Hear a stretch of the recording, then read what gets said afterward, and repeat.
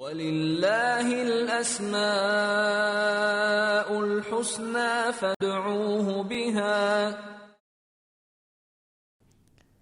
نحمده ونصلي على رسوله الكريم اما بعد فاعوذ بالله من الشيطان الرجيم بسم الله الرحمن الرحيم رب اشرح لي صدري ويسر لي امري واحلل عقدة من لساني يفقهوا قولي۔ ناظرین، پروگرام اللہ کے خوبصورت نام کے ساتھ آپ کی خدمت میں حاضر ہیں۔ آج ہم انشاءاللہ اللہ سبحانہ و تعالیٰ کے نام الوارث پر بات کریں گے۔ الوارث کا معنی ہے حقیقی وارث، ہمیشہ باقی رہنے والا، سب کے فنا ہونے کے بعد باقی رہنے والا، سب کے بعد موجود رہنے والا۔ حقیقت یہ ہے کہ اس کائنات میں جتنی بھی چیزیں ہیں سب ختم ہونے والی ہیں۔ اس حقیقت کا ذکر قرآن مجید میں اس طرح کیا گیا ہے کہ کل من علیہا فان وَيَبْقَى وَجْهُ رَبِّكَ ذُو الْجَلَالِ وَالْإِكْرَامِ۔ کل من علیہا فان، جو بھی اس میں ہے سب فنا ہونے والا ہے، سب ختم ہونے والا ہے۔ یعنی آج انسانوں کی ملکیت میں جو بھی کوئی چیز ہے وہ ساری کی ساری ایک دن ختم ہو جائے گی، اور باقی کیا رہے گا؟ وَيَبْقَى وَجْهُ رَبِّكَ، باقی رہے گا تیرے رب کا چہرہ، ذُو الْجَلَالِ وَالْإِكْرَامِ، جو جلال اور اکرام والا ہے۔ حقیقت یہ ہے کہ اللہ سبحانہ وتعالی ازل سے ہے ابد تک، نہ اس سے پہلے کوئی ہے نہ اس کے بعد کوئی اور، وہی حقیقی آقا ہے، اور سب چیزوں کا پیدا کرنے والا بھی وہی، اور پیدا کرنے کے بعد انہیں انسانوں کی ملکیت میں دینے والا بھی وہی۔ لیکن یہ ملکیت بہت عارضی ہے، بہت تھوڑی ہے۔ ایک انسان جب دنیا میں آتا ہے تو خالی ہاتھ آتا ہے، پھر جب بڑا ہوتا ہے کچھ خود کماتا ہے، کچھ اسے والدین سے ملتا ہے، اور وہ کسی نہ کسی چیز کا مالک بن جاتا ہے۔ پھر ایک وقت آتا ہے کہ وہ دنیا سے چلا جاتا ہے اور اپنے پیچھے بہت کچھ چھوڑ جاتا ہے۔ اگر اور کچھ بھی نہ چھوڑے انسان تو کم از کم اس کے جسم کے کپڑے تو اس کے بعد اتار لیے جاتے ہیں، رکھ لیے جاتے ہیں۔ تو تھوڑی چیز ہو یا زیادہ چیز ہو، کچھ بھی جو انسان چھوڑتا ہے وہ بعد والوں کے حصے میں آتا ہے، اور یہ جو بعد والے ہیں یہ وارث کہلاتے ہیں۔ پھر کیا ہوتا ہے؟ یہ بعد والے بھی چلے جاتے ہیں، جو وہ چھوڑتے ہیں ان کے بعد والے لیتے ہیں، اور پھر اس کے بعد یہ سلسلہ چلتا رہے گا حتیٰ کہ سارے بعد والے ختم ہو جائیں گے، اور اللہ سبحانہ وتعالی سب کے بعد بھی موجود ہوگا۔ وہی حقیقی وارث ہے جس کو نہ موت آئے گی اور نہ ہی کوئی فنا، اس کی بقا کو کوئی بھی زوال نہیں، وہ ہمیشہ ہمیشہ کے لیے باقی ہے، وہی الوارث ہے۔ تو آئیے ہم دیکھتے ہیں کہ قرآن مجید میں ہمیں اس سلسلے میں کیا رہنمائی ملتی ہے۔ اللہ سبحانہ وتعالیٰ فرماتے ہیں وَلِلَّهِ مِيرَاثُ السَّمَاوَاتِ وَالْأَرْضِ وَاللَّهُ بِمَا تَعْمَلُونَ خَبِيرٌ، اور آسمان و زمین کی میراث تو اللہ ہی کی ہے، جو کچھ آسمانوں میں ہے اور جو زمین میں ہے وہ سارے کا سارا اللہ کا ہے۔ وَاللَّهُ بِمَا تَعْمَلُونَ خَبِيرٌ، اور اللہ ساتھ اس کے جو بھی تم عمل کر رہے ہو خوب خبر رکھنے والا ہے۔ اور انسان کی یہ کتنی بڑی بھول ہے کہ وہ دنیا سمیٹنے کی ہوس میں اپنے رب کو بھول جاتا ہے، اور اسے یہ یاد نہیں رہتا کہ بہت جلد اسے یہ سب کچھ چھوڑ کر چلے جانا ہے، اور اس کے مال کے دوسرے لوگ وارث بن جانے والے ہیں۔ اور جب کسی کو ورثے میں مال ملتا ہے تو وہ خوش ہوتا ہے، وہ انسان سمجھتا ہے کہ یہ اب مال میرا ہے اور میں اس کا مالک ہوں، اور وہ بھی بھول جاتا ہے کہ یہ بھی صرف چند دن کی بات ہے، کیونکہ قیامت کے دن انسان جب اپنی دنیا کی زندگی کو دیکھے گا، پیچھے پلٹ کر دیکھے گا، تو اسے لگے گا کہ وہ صرف ایک دن رہ کر آیا، یہ دن کا بھی کچھ حصہ۔ لم یلبثوا الا عشیۃ او ضحاھا، دن کا بھی یا پہلا پہر یا پچھلا پہر، بس ایسے ہی دنیا میں رہے ہیں۔ اور حقیقت یہی ہے کہ آخرت کی انفینٹ لائف جو کبھی ختم نہیں ہونی، اس کے مقابلے میں دنیا کے یہ گنے چنے دن تو دن بھی نہیں، پھر دن کا کچھ حصہ بھی بمشکل بنتا ہے۔ تو انسان کے پاس اس محدود وقت میں جو کچھ آتا ہے وہ اس کے امتحان کے لیے ہے، اور باقی ہر چیز کا اصل مالک اللہ ہی ہے، اور جو کچھ ہم چھوڑ کے جانے والے ہیں وہ سب اصل میں اسی کی ملکیت، اسی کا دیا ہوا ہے، وہی واپس لے لے گا۔ اللہ تعالیٰ فرماتے ہیں وَإِنَّا لَنَحْنُ نُحْيِي وَنُمِيتُ وَنَحْنُ الْوَارِثُونَ، اور بے شک ہم یقیناً ہم ہی زندہ کرتے ہیں اور ہم ہی موت دیتے ہیں اور ہم ہی وارث ہونے والے ہیں۔ تم سب چھوڑ جاؤ گے اور یہ سب کچھ اصل میں تو ہمارا ہی ہے، اصل مالک اللہ ہی ہے، اصل وارث اللہ ہی ہے۔ فرمایا وَكَمْ أَهْلَكْنَا مِنْ قَرْيَةٍ بَطِرَتْ مَعِيشَتَهَا فَتِلْكَ مَسَاكِنُهُمْ لَمْ تُسْكَنْ مِنْ بَعْدِهِمْ إِلَّا قَلِيلًا وَكُنَّا نَحْنُ الْوَارِثِينَ، اور کتنی ہی بستیوں کو ہم نے تباہ کر دیا جو اپنی معیشت پر اترایا کرتی تھی، یعنی اپنی دنیاوی ترقی پر اور اپنے غلبے پر انہیں بڑا مان تھا، لیکن ہم نے ان سب کو ختم کر کے رکھ دیا۔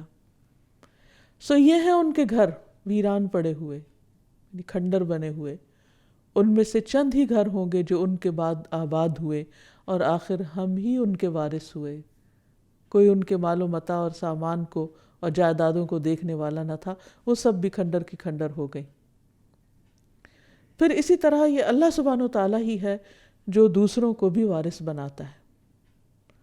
قرآن مجید میں آتا ہے کہ قال موسیٰ لقومہ استعینوا باللہ واصبروا ان الارض للہ یورثها من یشاء من عبادہ والعاقبۃ للمتقین۔ موسیٰ علیہ السلام نے اپنی قوم سے کہا اللہ سے مدد مانگو اور صبر کرو، یعنی بنی اسرائیل جب پسے ہوئے تھے فرعون کے ظلم و ستم سے، تو وہ موسیٰ سے حل چاہتے تھے علیہ السلام کہ ہمیں اس ظلم سے نجات دلاؤ، تو وہ انہیں اللہ سبحانہ و تعالیٰ کی طرف رجوع کرنے کے لیے کہتے کہ اس کا حل صرف اللہ کے پاس ہے۔ اور حقیقت یہی ہے کہ دنیا کے ظالم اور جابروں سے نجات کے لیے اللہ ہی سے مدد لینی چاہیے، کیونکہ کوئی بھی اللہ کے مقابلے میں طاقتور نہیں۔ تو انہوں نے کہا کہ اللہ سے مدد مانگو اور صبر کرو، بے شک زمین اللہ کی ہے، اصل مالک تو وہ ہے، وہ اس کا وارث اپنے بندوں میں سے جسے چاہتا ہے بناتا ہے، وہ ظالموں سے لے کر مظلوموں کو دے دے، اور اچھا انجام تو متقی لوگوں کے لیے ہے۔ اور یہی ہوا کہ فرعون اور اس کے سارے لاؤ لشکر سب ڈبو دیے گئے، اور اللہ سبحانہ و تعالیٰ نے بنی اسرائیل کو زمین کا وارث بنا دیا۔ اور پھر اللہ سبحانہ و تعالیٰ اپنے نیک بندوں کو زمین کا وارث بناتا ہے۔ اس سلسلے میں اللہ تعالیٰ نے زبور میں وعدہ کیا وَلَقَدْ كَتَبْنَا فِي الزَّبُورِ مِن بَعْدِ الذِّكْرِ أَنَّ الْأَرْضَ يَرِثُهَا عِبَادِيَ الصَّالِحُونَ، اور بلا شبہ یقیناً ہم نے زبور میں نصیحت کے بعد لکھ دیا کہ بے شک یہ زمین اس کے وارث میرے صالح بندے ہوں گے، یعنی اللہ تعالیٰ ان کو بھی زمین میں کام کرنے کا موقع عطا فرمائے گا۔ اور یہ دراصل اس خیال کا یا اس سوال کا بھی جواب ہے کہ اگر کوئی شخص اللہ تعالیٰ کی عبادت کرتا ہے یا دین کی طرف آتا ہے تو کیا دنیا اس سے چھن جاتی ہے، یا دنیا کی کسی بھی چیز میں اس کا کوئی حصہ نہیں رہتا؟ تو اللہ سبحانہ و تعالیٰ نے دنیا میں جو بھی نعمتیں بنائی ہیں وہ دراصل اس کے فرما بردار بندوں ہی کے لیے، لیکن ظلم کے ساتھ جب دوسرے ان پر قبضہ کر لیتے ہیں اور وقتی طور پر صالح لوگوں کو محروم کر دیتے ہیں، تو اس کا یہ مطلب نہیں کہ ان کا اس دنیا میں یا دنیا کی نعمتوں میں کوئی حصہ نہیں، وہ ہے، لیکن ہر ایک کے لیے ایک محدود ہی حصہ ہے۔ حقیقت یہ ہے کہ انسان کو اس زمین پر جو کچھ بھی ملا ہے وہ سب اس کے امتحان کے لیے۔ اللہ تعالیٰ فرماتے ہیں اِنَّا جَعَلْنَا مَا عَلَى الْأَرْضِ زِينَةً لَهَا لِنَبْلُوَهُمْ أَيُّهُمْ أَحْسَنُ عَمَلًا، کہ ہم نے زمین پر جو کچھ بھی بنایا اس کی زینت کے لیے بنایا، یعنی یہ سب کچھ خوبصورتی جو زمین کو دی، اس پہ پہاڑ اور دریا اور سبزہ اور پھول اور پھل اور انسان اور پرند چرند حیوانات، طرح طرح کی خوبصورت چیزیں جو زمین پر بنائیں، یہ اٹریکشن کے سارے سامان یہ بطور زینت کے بنائے۔ کیوں بنائے؟ لِنَبْلُوَهُمْ، تاکہ ہم ان انسانوں کو آزما کر دیکھیں۔ کس چیز میں؟ ایہم احسن عملا، کہ ان میں اچھے عمل کون کرتا ہے۔ تو گویا حقیقت میں یہ ساری چیزیں دراصل انسان کا امتحان ہے۔ تو اچھے لوگوں کو بھی زمین کی نعمتوں میں سے حصہ ملتا ہے اور برے لوگوں کو بھی، اور پھر بسا اوقات جب برائی حد سے بڑھ جاتی ہے تو اللہ سبحانہ وتعالیٰ ظالم بندوں سے نعمتیں چھین کر نیک بندوں کے حوالے کر دیتا ہے، اور وہ نعمتیں ان کے لیے بھی ایک امتحان ہوتی ہیں کہ اب وہ ان نعمتوں کو پا کر کیا کرتے ہیں۔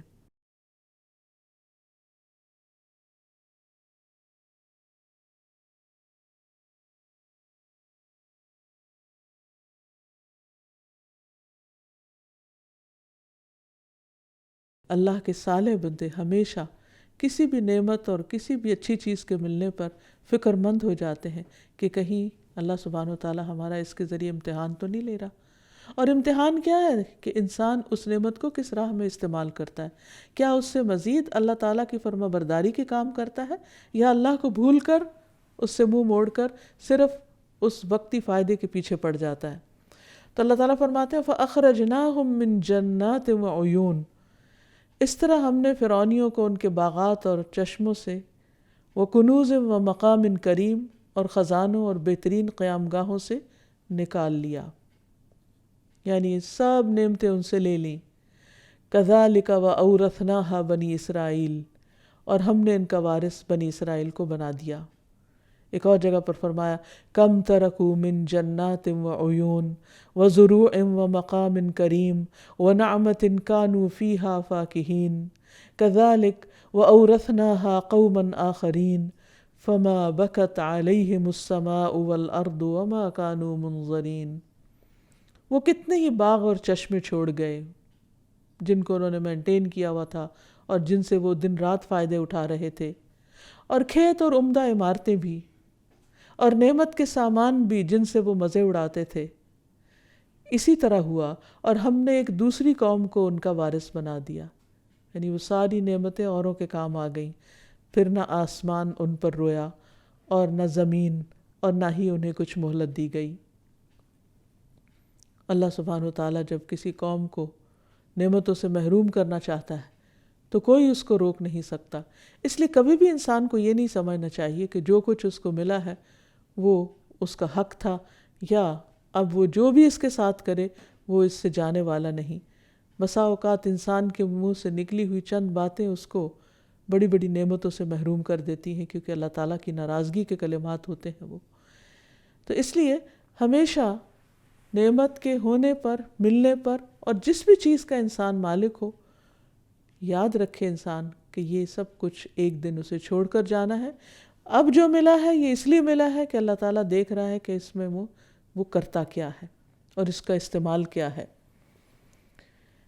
پھر اسی طرح اللہ سبحانہ وتعالیٰ بعض اوقات کمزور لوگوں کو زمین کا وارث بنا دیتا ہے، جن کے بظاہر دنیا میں پنپنے کے کوئی آثار نظر نہیں آتے۔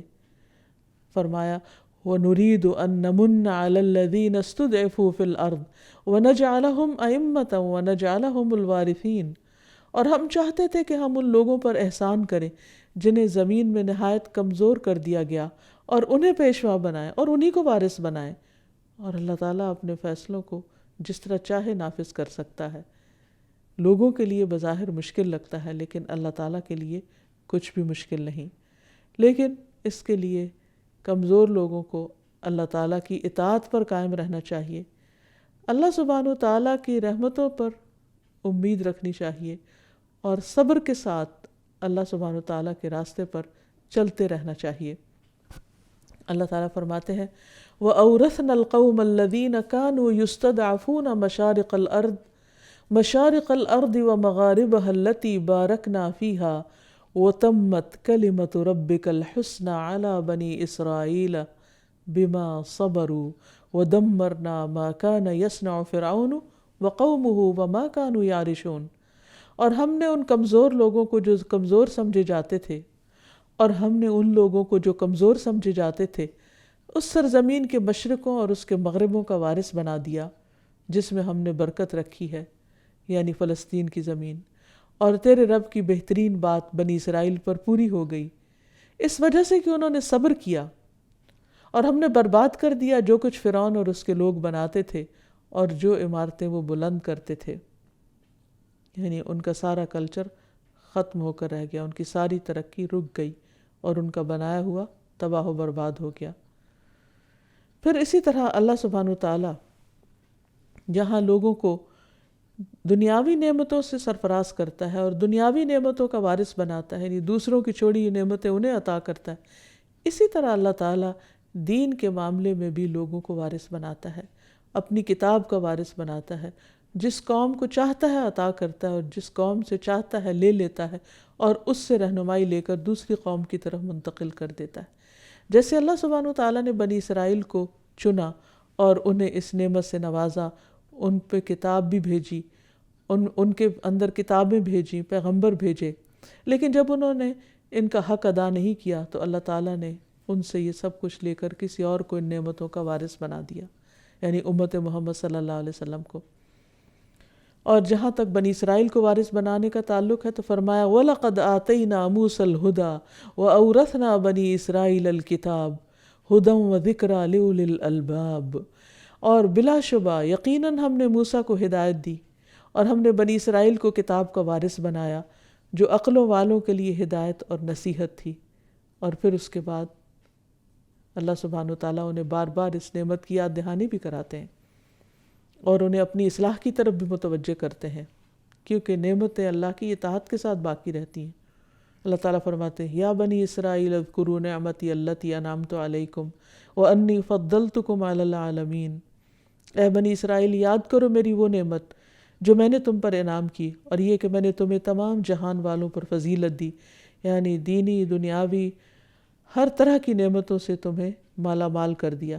لیکن جب بنی اسرائیل نے اللہ تعالیٰ کی نافرمانیاں کی تو وہ نعمت ان سے چھین لی گئی اور دوسروں کو اس کا وارث بنا دیا گیا۔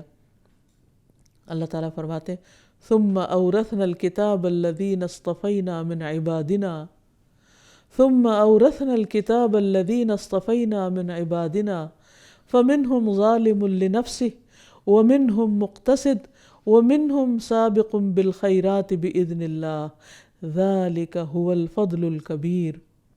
پھر ہم نے اس کتاب کے وارث اپنے وہ بندے بنائے جنہیں ہم نے چن لیا، پھر ان میں سے کوئی اپنے آپ پر ظلم کرنے والا ہے اور ان میں سے کوئی درمیانی راہ چلنے والا ہے اور ان میں سے کوئی نیکیوں میں آگے نکل جانے والا ہے، اللہ کے حکم سے یہی بہت بڑا فضل ہے۔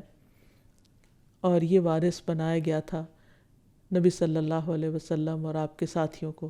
ثم اورثنا الکتاب یعنی قرآن مجید کا وارث بنایا، قرآن مجید کی ہدایت امت محمد صلی اللہ علیہ وسلم کو دی گئی۔ وہ کون ہے؟ الذین اصطفینا من عبادنا، جنہیں ہم نے اپنے بندوں میں سے چن لیا تھا، یعنی پوری دنیا کی اقوام میں سے نسل اسماعیل سے محمد صلی اللہ علیہ وسلم کو چن لیا اس کام کے لیے۔ اور پھر آپ کی امت میں سے 3 طرح کے لوگ ہیں، پوری دنیا کی اقوام میں سے محمد صلی اللہ علیہ وسلم اور آپ کے ساتھیوں کو چن لیا گیا، اور پھر ان کے بعد وہ ورثہ آگے منتقل ہوتا گیا۔ اب آپ کی امت کے لوگ 3 طرح کے ہیں، فرمایا فَمِنْهُمْ ظَالِمٌ لِنَفْسِهِ، کچھ وہ ہیں کہ جو اپنی جان پہ ظلم کر رہے ہیں، یعنی نہ اس کتاب کا حق ادا کرتے ہیں، نہ اس کو پڑھتے ہیں، نہ سمجھتے ہیں، نہ اس کے مطابق عمل ہے۔ وَمِنْهُمْ مُقْتَصِد، اور بعض درمیانی راہ میں، نہ ادھر کے نہ ادھر کے۔ وَمِنْهُمْ سَابِقٌ بِالْخَيْرَاتِ بِإِذْنِ اللَّهِ، انہی کے اندر ایسے لوگ بھی موجود ہیں جو نیکیوں میں دوڑ لگانے والے ہیں، اور یہی دراصل اللہ کا بہت بڑا فضل ہے جو کسی کو عطا کرتا ہے۔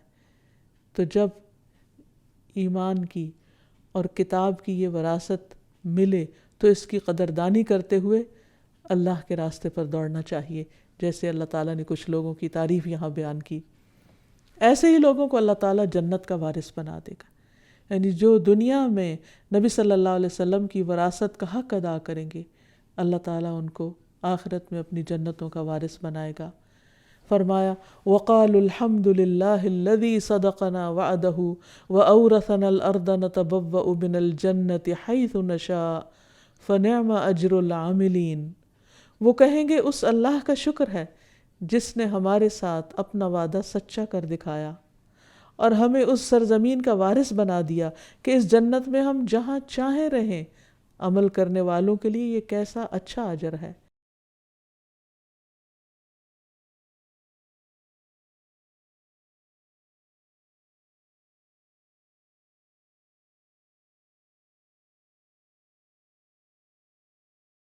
اللہ سبحانہ وتعالیٰ نے ہر انسان کے لیے کچھ زمین جنت میں رکھی ہے اور کچھ جہنم میں،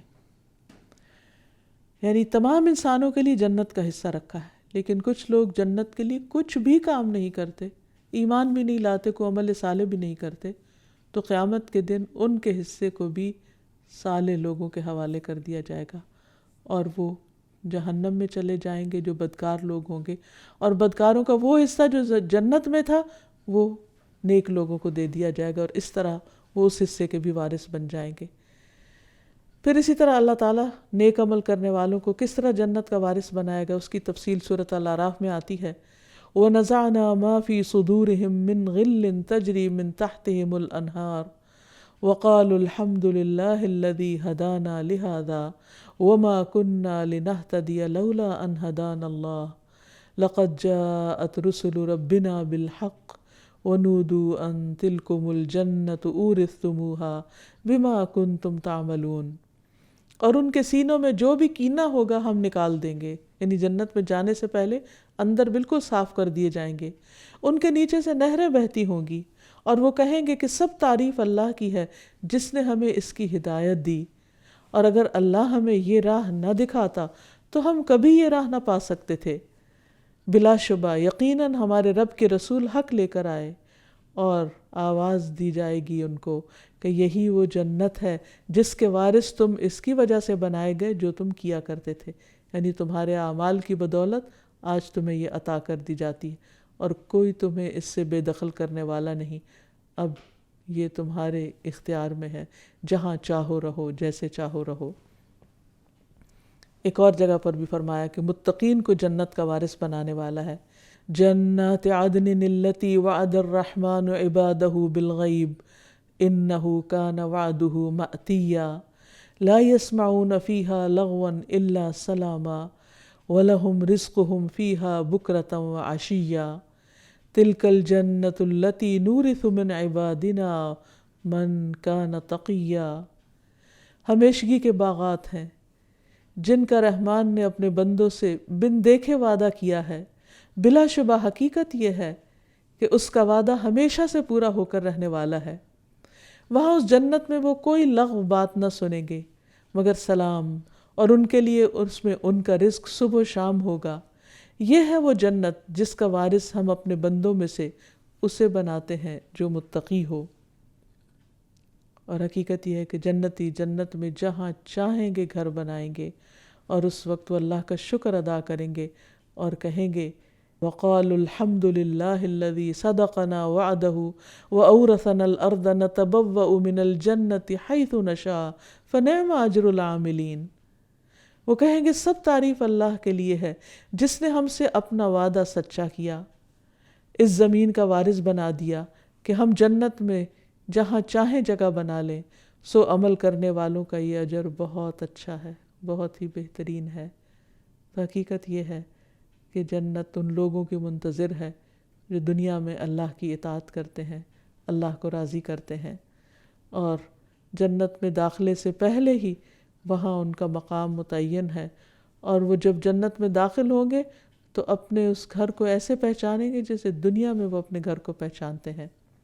پھر اسی طرح جب انسان اللہ تعالیٰ کی اس صفت کو جان لے کہ اصل وارث اللہ ہے اور وہی دنیا اور آخرت میں لوگوں کو نعمتوں کا وارث بنانے والا ہے، تو پھر اس کے بعد انسان کی عملی زندگی میں تبدیلی آنی چاہیے۔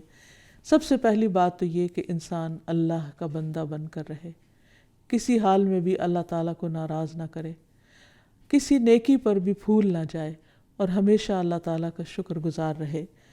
اور پھر چونکہ زمین کی کوئی بھی چیز ہمیشہ کے لیے انسان کی نہیں، وہ تو جنت ہے جہاں خلود ہے، جہاں ہمیشہ ہمیشہ کی زندگی ہے۔ جہاں تک دنیا کا تعلق ہے تو یہ تو سب وقتی نعمتیں ہیں۔ کسی کے پاس قارون کا خزانہ بھی ہے تو وہ بھی صرف چند دن کے لیے ہے، ہمیشہ کچھ بھی باقی نہیں رہے گا۔ ہاں، اس صورت میں وہ ہمیشہ ہو سکتا ہے جب وہ ان سب چیزوں سے اپنی آخرت خرید لے اور اسے اپنے آخرت کے بینک میں جمع کروائے۔ تو دنیا کی زندگی پھر کیسے گزارنی چاہیے؟ مسافر کی طرح، کیونکہ ہم ہیں ہی مسافر۔ اب دیکھیے کہ اگر کوئی مسافر ٹرین میں بیٹھ کر یا جہاز میں بیٹھ کر یہ سمجھ لے، اس بھول کا شکار ہو جائے کہ یہ اس کا گھر ہے اور گھر کی طرح وہاں رہنے کی کوشش کرے تو اس کو باہر نکال دیا جائے گا، وہ رہ سکتا ہی نہیں، خواہ وہ کتنا ہی آرام دہ سفر کیوں نہ ہو۔ تو ہم بھی اس دنیا میں ایک مسافر کی طرح ہیں۔ نبی صلی اللہ علیہ وسلم نے خاص طور پر اس بات کی تلقین کی تھی، کن فی الدنیا کأنک غریب او عابر سبیل، دنیا میں اس طرح رہو گویا کہ تم اجنبی ہو یا راہگیر ہو، راہ چلنے والے ہو، مسافر ہو۔ تو انسان کو اللہ سبحانہ وتعالیٰ نے اس دنیا میں وقت چند، تو حقیقت یہ ہے کہ ہماری دنیا کی یہ زندگی ہمارے لیے ایک مسافر خانے سے زیادہ نہیں۔ نبی صلی اللہ علیہ وسلم نے فرمایا، تمہارے لیے دنیا سے اتنا کافی ہے جتنا کہ مسافر کا زاد راہ ہوتا ہے، یعنی اس کی ضرورت کا سامان۔ اور کوئی بھی عقل مند انسان دنیا کو اپنی مستقل رہائش گاہ نہیں بنا سکتا، اور کوئی بھی عقل مند انسان دنیا کو اپنی مستقل رہائش گاہ نہیں بنا سکتا۔ عبداللہ بن عمر فرماتے ہیں کہ ایک مرتبہ نبی صلی اللہ علیہ وسلم بوریے پر سو کر اٹھے تو آپ کے جسم مبارک پر چٹائی کے نشانات تھے۔ صحابہ نے عرض کیا، یا رسول اللہ صلی اللہ علیہ وسلم، ہمیں اجازت دیجیے کہ آپ کے لیے ایک بچھونا بنا دے۔ آپ نے فرمایا، مجھے دنیا سے کیا کام، میں تو دنیا میں اس طرح ہوں جیسے کوئی سوار کسی درخت کے نیچے سائے کی وجہ سے بیٹھ گیا، پھر وہاں سے روانہ ہو گیا اور درخت کو چھوڑ دیا، یعنی میں تو جلد اس دنیا کو چھوڑ کر جانے والا ہوں، اس لیے دنیا کے سامان کس لیے اکٹھے کرنا۔ اور یہ بات اس قدر سچی ہے کہ ہم دیکھتے ہیں کہ نبی صلی اللہ علیہ وسلم کی جب وفات ہوئی تو اس وقت آپ نے نہ کوئی دینار چھوڑا، نہ درہم، نہ غلام، نہ لونڈی، نہ کوئی اور چیز۔ البتہ آپ کا ایک خچر تھا، آپ کے کچھ ہتھیار تھے، آپ کی کچھ زمین تھی، اس کو بھی آپ نے اللہ کے راستے میں صدقہ کر دیا تھا۔ لیکن آپ نے جو وراثت چھوڑی وہ علم کی وراثت تھی، دین کی وراثت تھی۔ اس دنیا میں اگر کسی کے پاس ڈھیروں مال بھی ہے تو اس میں سے اس کا حصہ بس اتنا ہی ہے جتنا وہ کھا لیتا ہے، جتنا وہ پہن لیتا ہے، جتنا اس کی ضروریات میں استعمال ہو جاتا ہے، اور باقی سب تو وارثوں کا ہے۔ اسی لیے آپ صلی اللہ علیہ وسلم نے فرمایا تھا کہ تم میں سے کون ایسا ہے جسے اپنے مال سے زیادہ اپنے وارث کا مال پیارا ہو؟ صحابہ نے عرض کیا، یا رسول اللہ، ہم میں کوئی ایسا نہیں جس سے مال زیادہ پیارا نہ ہو۔ آپ نے فرمایا، پھر اس کا مال وہ ہے جو اس نے موت سے پہلے اللہ کے راستے میں خرچ کیا، اور اس کے وارث کا مال وہ ہے جو اس نے مرنے کے بعد پیچھے چھوڑا۔ تو ہم اپنے لیے آگے کم جمع کراتے ہیں اور اپنے وارثوں کے لیے پیچھے زیادہ چھوڑ جاتے ہیں۔ تو بہرحال یہ بھی نہیں حکم کہ آپ وارثوں کو بھیک مانگنے کے لیے چھوڑ دیں، پسندیدہ یہی ہے کہ انسان اعتدال کا راستہ اختیار کرے، کچھ اپنے پیچھے والوں کے لیے چھوڑے اور کچھ اپنے آگے کے لیے بھیجے، کیونکہ انسان کے مرنے کے بعد اس کا نامہ اعمال بند ہو جاتا ہے۔ ہاں، جو وہ اپنی زندگی میں صدقہ جاریہ کے کام کر جاتا ہے وہ کل بھی اس کے کام آتے ہیں، اور قیامت کے دن آئیں گے۔ یعنی اس سلسلے میں ہم دیکھتے ہیں اللہ تعالیٰ سورۃ یاسین میں فرماتے ہیں، انا نحن نحیی الموتى ونکتب ما قدموا وآثارهم وکل شیء احصیناہ فی امام مبین۔ انا نحن نحیی الموتى، بے شک ہم مردوں کو زندہ کریں گے، ونکتب، اور ہم لکھ رہے ہیں، ما قدموا، جو وہ آگے بھیج رہے ہیں، یعنی آج مال میں سے، اچھے اعمال میں سے جو کچھ وہ اگلے کل کے لیے جمع کرا رہے ہیں وہ بھی ہم سب لکھ رہے ہیں۔ آج آپ دیکھیں کہ دنیا کے فائنینشیل سسٹمز کتنے زیادہ اسٹیبلشڈ ہیں، اور مال کی ٹرانزیکشنز، روپے پیسے کا لین دین، ان سب کی لکھت پڑھت کتنی باریکی کے ساتھ ہوتی۔ اللہ سبحانہ وتعالیٰ کے ہاں اس سے بھی زیادہ باریکی کے ساتھ سب کچھ لکھا جا رہا ہے کہ کس نے کون سا مال، کس نیت، کس جذبے اور کس حالت میں خرچ کیا، کیسے خرچ کیا، اس کو کس کام میں خرچ کیا۔ ما قدموا، اپنے آگے کے لیے کیا بھیجا، وآثارہم، اور ان کے آثار بھی ہم لکھ رہے ہیں کہ بعد کے لیے کیا چھوڑا، وَكُلَّ شَيْءٍ، اور ہر چیز، احصیناہ، ہم نے گن گن کے لکھ رکھا ہے اس کو، فی امام مبین، ایک کھلی کتاب میں۔ تو اللہ کے ہاں پورا ریکارڈ مینٹین کیا جا رہا ہے، جو کل قیامت کے دن انسان کے ہاتھ میں دے دیا جائے گا کہ اقرأ کتابک، پڑھو اپنی کتاب، کفا بنفسک الیوم علیک حسیبا، آج اپنا حساب لینے کے لیے تم خود ہی کافی ہو۔ تو انسان جو کچھ اپنے پیچھے چھوڑتا ہے اور جو آگے بھیجتا ہے وہ سب اس کو بتا دیا جائے گا۔ تو یہاں اللہ تعالیٰ کے اس صفت کو جاننے کے بعد انسان کو جو مال وہ چھوڑ رہا ہے اس مال کو یعنی اپنے ورثاء میں انصاف کے ساتھ تقسیم کرنے کا حکم دے، اور سارے وارثوں کو ان کا حق دیا جانا چاہیے۔ کسی کے ساتھ اگر کسی قسم کی کوئی ناراضگی ہے تو اس بنا پر اس کو حق سے محروم نہیں کرنا چاہیے۔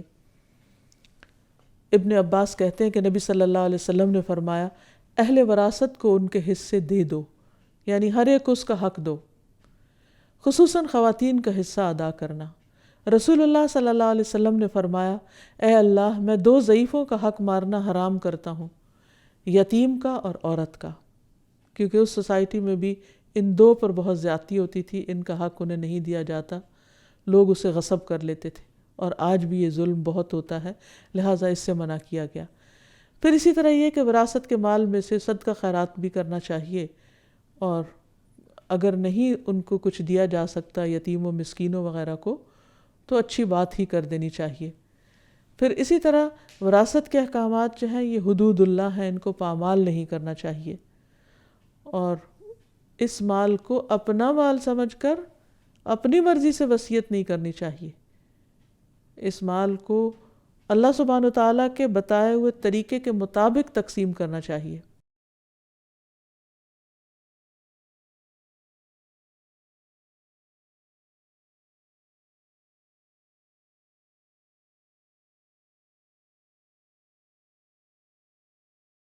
کہ حضرت سعد کہتے ہیں کہ میں بیمار ہوا تو میں نے نبی صلی اللہ علیہ وسلم کے پاس پیغام بھیجا، میں نے عرض کیا کہ مجھے اپنے مال کے تقسیم کرنے کی اجازت دے دیں، یعنی جیسے میں چاہوں تقسیم کر دوں۔ آپ نے انکار فرما دیا۔ میں نے نصف کے لیے عرض کیا، یعنی پہلے میں نے چاہا کہ میں اپنا پورا مال جہاں چاہوں دے دوں، تو آپ نے کہا نہیں۔ میں نے کہا کہ میں آدھا دے دوں، تو آپ نے فرمایا نہیں۔ میں نے کہا 1/3، تو اس کے بعد آپ خاموش رہے، اور اس طرح 1/3 کی وصیت کرنا جائز ہو گئی، یعنی مرنے کے بعد۔ اسی طرح وارث اگرچہ غنی ہوں، امیر ہوں، لیکن پھر بھی کوئی ایسی وصیت نہیں کرنی چاہیے کہ جس سے ان کا حق مارا جائے۔ سعد بن مالک روایت کرتے ہیں کہ رسول اللہ صلی اللہ علیہ وسلم میری بیمار پرسی میں مجھے پوچھنے کے لیے تشریف لائے۔ میں بیمار تھا۔ آپ نے فرمایا، کیا تم نے وصیت کر دی ہے؟ میں نے عرض کیا ہاں۔ فرمایا کتنے مال کی؟ میں نے کہا اللہ کی راہ میں پورے مال کی۔ فرمایا اپنی اولاد کے لیے کیا چھوڑا؟ میں نے عرض کیا وہ سب مالدار ہیں، ان کو کچھ دینے کی ضرورت نہیں۔ آپ نے فرمایا 1/3 مال کی وصیت کرو، اور 1/3 بھی بہت ہے، یعنی چاہے وہ مالدار ہوں پھر بھی تم ان کو محروم مت کرو۔ آپ صلی اللہ علیہ وسلم نے وارث کو محروم کرنے والے کا جنازہ نہ پڑھنے کا ارادہ کر لیا ایک موقع پر، اور ایسے شخص کو مسلمانوں کے قبرستان میں دفن نہ کرنے کا ارادہ کیا، یعنی اتنی سخت ناراضگی کا اظہار کیا۔ پھر اسی طرح یہ ہے کہ مال کے علاوہ علم کی وراثت، یہ بھی بڑی قیمتی وراثت ہے۔ مال تو انسان کسی کو اپنے ہاتھ سے دے سکتا ہے، لیکن علم سکھا کے ہی دیا جا سکتا ہے۔ انبیاء علم کے وارث ہوتے ہیں، انبیاء درہم و دینار نہیں چھوڑتے، ان کے وارث علماء ہوتے ہیں۔ اور اس میں ہم دیکھتے ہیں کہ رسول اللہ صلی اللہ علیہ وسلم کی بہت واضح ہدایت ہے کہ علماء انبیاء کے وارث ہیں۔ بے شک انبیاء کی وراثت درہم و دینار نہیں ہوتی، بلکہ ان کی میراث علم ہے۔ بس جس نے اسے حاصل کیا اس نے انبیاء کی وراثت میں سے بہت سا حصہ حاصل کر لیا، یعنی بہت بڑا فیض حاصل کیا۔ اگر دیکھا جائے تو ہمارے نبی محمد صلی اللہ علیہ وسلم کی وراثت بھی علم ہے۔ اس سلسلے میں ایک بڑی خوبصورت حدیث ملتی ہے۔ ابو ہریرہ سے روایت ہے کہ وہ مدینہ کے ایک بازار سے گزرے اور وہاں کھڑے ہو کر کہا، اے بازار والو، تمہیں کس چیز نے عاجز کر دیا؟ انہوں نے کہا، ابو ہریرہ کیا بات ہے؟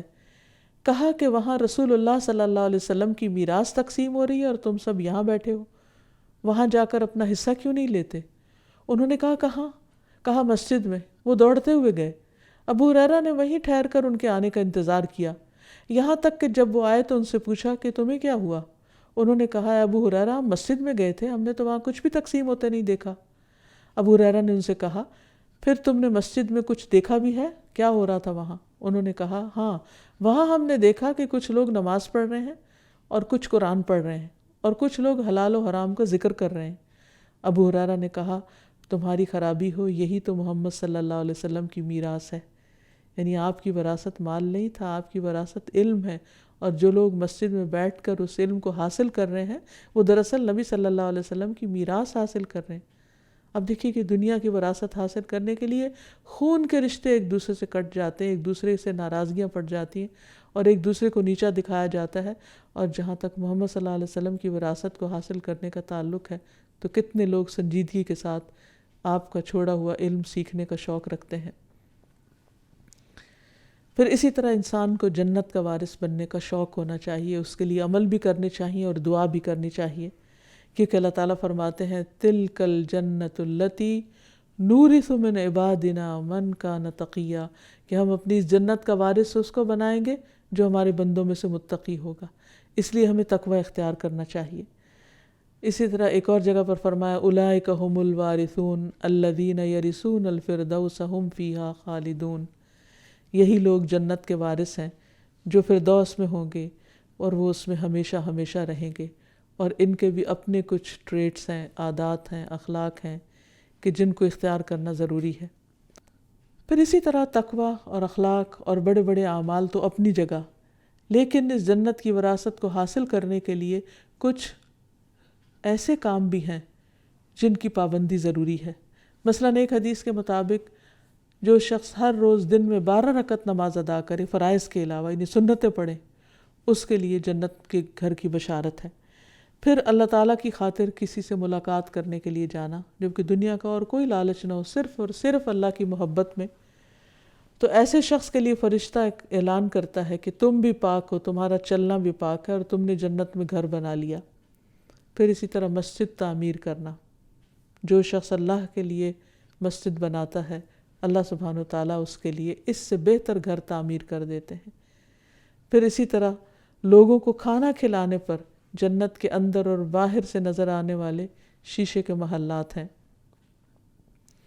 پھر اسی طرح اللہ کی تعریف اور صبر کرنے والوں کے لیے بیت الحمد ہے کہ جن کے بچے فوت ہو جائیں اور وہ پھر بھی اللہ کا شکر ادا کریں۔ پھر اسی طرح اللہ کی خاطر جھگڑا چھوڑ دینے والوں کے لیے جنت میں گھر کی بشارت ہے۔ رسول اللہ صلی اللہ علیہ وسلم نے فرمایا میں ذمہ دار ہوں ایک محل کا جنت کی ایک جانب میں اس شخص کے لیے جو جھگڑا چھوڑ دے اگرچہ حق پر ہو، اور ایک محل کا جو جنت کے درمیان میں ہے اس شخص کے لیے جو جھوٹ چھوڑ دے اگرچہ مزاح میں ہی کیوں نہ ہو، اور جنت کی اعلیٰ منزلوں میں ایک محل کا اس شخص کے لیے جو اپنے اخلاق کو عمدہ بنا لے۔ تو یہ کرنے کے کام ایسے ہیں جو انسان کو جنت کی راہ دکھاتے ہیں۔ پھر اسی طرح جو شخص علم کے راستے پر چلتا ہے، من سلک طریقا یلتمس فیہ علما سہل اللہ لہ طریقا الی الجنہ، جو ایسے راستے پہ چلا جس سے علم حاصل کیا جائے تو اللہ تعالیٰ اس کے لیے جنت کا راستہ آسان کر دیتے ہیں۔ پھر اسی طرح اللہ تعالیٰ کا ذکر کرنا، تسبیحات کی کثرت، فرمایا جو شخص سبحان اللہ العظیم و بحمدہ کہتا ہے جنت میں اس کے لیے کھجور کا درخت لگا دیا جاتا ہے۔ پھر اسی طرح لا حول ولا قوت الا باللہ کو جنت کا خزانہ بتایا گیا، اور آخر میں یہ کہ اللہ سبحانہ و تعالیٰ کے اس نام کو جاننے کے بعد اس کے وسیلے سے اللہ تعالیٰ سے دعا بھی کرنی چاہیے، اور اس معنی میں بھی اللہ تعالیٰ سے دعا کرنی چاہیے جو کچھ ہم نے سیکھا اور سمجھا۔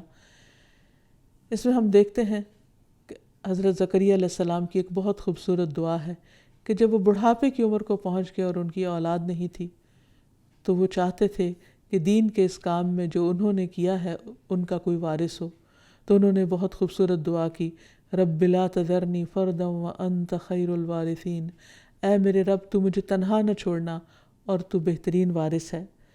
پھر اسی طرح نعمت والی جنت کا وارث بننے کی دعا کرنی چاہیے، رب هب لی حکما والحقنی بالصالحین واجعل لی لسان صدق فی الآخرین واجعلنی من ورثۃ جنت النعیم، اے میرے رب مجھے حکم عطا کر اور مجھے نیک لوگوں کے ساتھ ملا اور پیچھے آنے والوں میں میرے لیے سچی ناموری رکھ اور مجھے نعمت کی جنت کے وارثوں میں سے بنا۔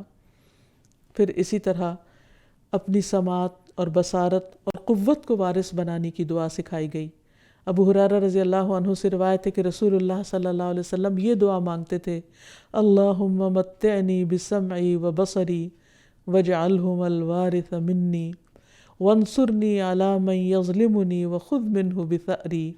اے اللہ مجھے میری سماعت اور بصارت سے فائدہ پہنچا اور انہیں میرا وارث کر دے، یعنی میری زندگی تک باقی رکھ، اور مجھ پر جو ظلم کرے اس کے خلاف میری مدد فرما اور اس سے میرا بدلہ لے۔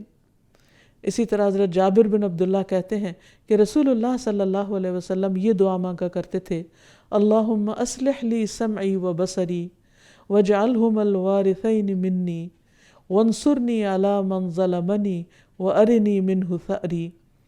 اے اللہ میری سماعت اور بصارت کو میرے لیے بہترین بنا دے اور ان دونوں کو میرا وارث بنا دے، میری موت تک باقی رکھ، جو مجھ پر ظلم کرے اس کے خلاف میری مدد فرما اور مجھ کو اس سے انتقام لے کر دکھا دے۔ تو اللہ تعالیٰ سے دعا ہے کہ ہم نے جو بھی اللہ تعالیٰ کے نام پڑھے ہیں ہمیں ان کی صحیح معرفت عطا فرمائے اور ہمارے دلوں میں اپنی محبت پیدا کر دے اور ہمیں ان بہترین صفات سے متصف فرما دے کہ جس سے وہ محبت کرتا ہے، اور اللہ تعالیٰ ہمیں مرتے دم تک ایمان پر قائم رکھے اور ایمان پر ہی ہماری موت ہو اور اسی ایمان کے ساتھ ہم اٹھائے جائیں، اور اللہ تعالیٰ ہم سب کو اپنا دیدار نصیب فرمائے۔ وآخر دعوانا ان الحمد للہ رب العالمین۔ سبحانک اللہم وبحمدک اشہد ان لا الہ الا انت استغفرک واتوب الیک۔ السلام علیکم ورحمۃ اللہ وبرکاتہ۔